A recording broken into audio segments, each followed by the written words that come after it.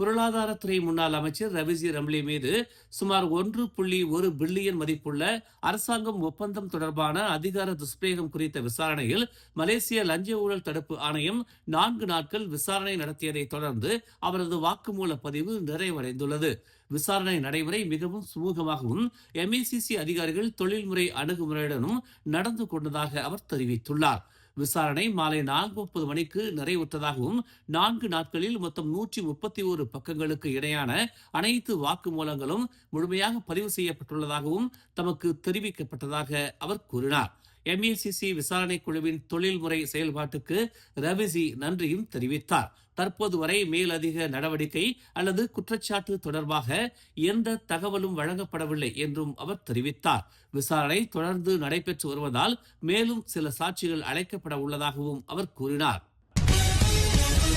பக்கத்தன் Harapan mega அரசியல் பொதுக்கூட்டத்தில் சில தலைவர்கள் பரிசான் நேஷனலை வெளிப்படையாக தாக்கியதை தொடர்ந்து அடுத்த மாநில தேர்தலில் டிகிரி செம்பிலான் அம்னோ தனித்து போட்டியிட தயாராக இருப்பதாக அறிவித்துள்ளது.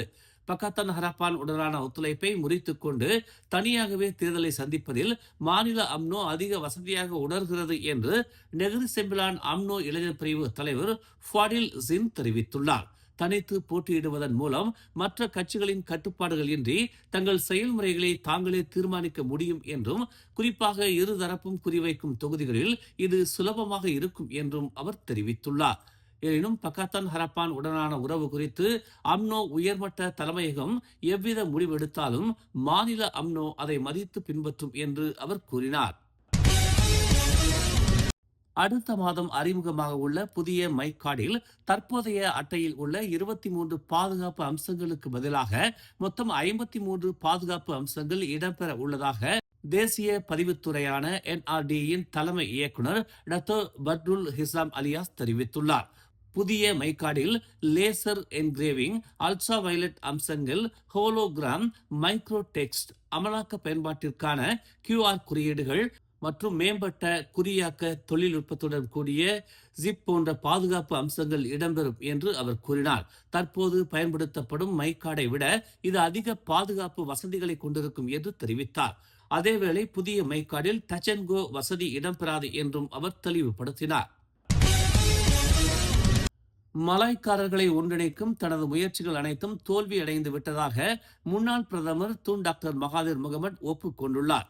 முன்னதாக அம்னோ, பெசாத்து மற்றும் பெஜுவாங் கட்சிகளை வழிநடத்திய மகாதிர் மலாய்க்காரர்கள் ஒன்றிணையாவிட்டால் மலேசியாவின் மீது அவர்களுடைய ஆதிக்கம் குறைந்து போகும் என்று கூறினார். 2 ஆண்டுகளுக்கு மேலாக மலாய்க்காரர்களை ஒன்றிணைக்க தாம் முயற்சி செய்து வருவதாகவும், ஆனால் அதில் தோல்வி அடைந்து விட்டதை ஒப்புக்கொள்ள வேண்டி உள்ளதாகவும் அவர் கூறினார். இதனால் இந்த அன்பு நாடு மலாய்க்காரர்களின் கைகளில் இருந்து நழுவி போகும் என்று அவர் சுட்டிக்காட்டினார். தலைவர்களின் அரசியல் நிலையை முன்னிலைப்படுத்தி இனம், நாடு, மதம் ஆகியவற்றை புறக்கணிப்பதால் மலாய்க்காரர்களின் வரலாறே முடிவுக்கு வரும் என்று அவர் சமூக வலைதள பதிவில் தெரிவித்துள்ளார். மலாய்க்காரர்களை ஒன்றிணைக்க மகாதிர் இதற்கு முன்பு பல முயற்சிகளை மேற்கொண்டிருந்தார் என்பது குறிப்பிடத்தக்கது. கிள்ளான் துறைமுக கடல்சார் காவல் படையினர் நேற்று கிள்ளானை சுற்றி நடத்திய தனித்தனி சோதனைகளில் வரி செலுத்தப்படாத சிகரெட்டுகள் மற்றும் மதுபானங்களை பறிமுதல் செய்ததுடன் டீசல் கடத்தல் முயற்சியையும் முறியடித்தனர். கடல்சார் காவல் படை மண்டலம் 1 தளபதி உதவி ஆணையர் ஜாஃப்ரி வேடின் பண்டமரான் தொழில் பூங்காவில் பிற்பகல் 1:30 மணிக்கு சிகரெட் மற்றும் மதுபான சோதனை நடத்தப்பட்டதாக கூறினார்.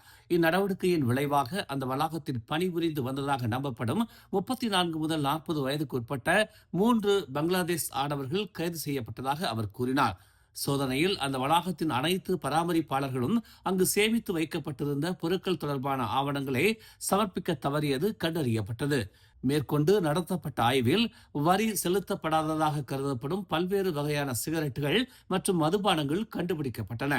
பறிமுதல் செய்யப்பட்ட பொருட்களின் மொத்த மதிப்பு 1,20,294 ரிங்கிட் என மதிப்பிடப்பட்டுள்ளது. இந்நிலையில் காப்பாரில் உள்ள மேரு தெற்கு தொழில்பேட்டையில் மேற்கொள்ளப்பட்ட ஒரு தனி சோதனையில் PPM ஒரு டீசல் கடத்தல் நடவடிக்கையை வெற்றிகரமாக முறியடித்துள்ளது.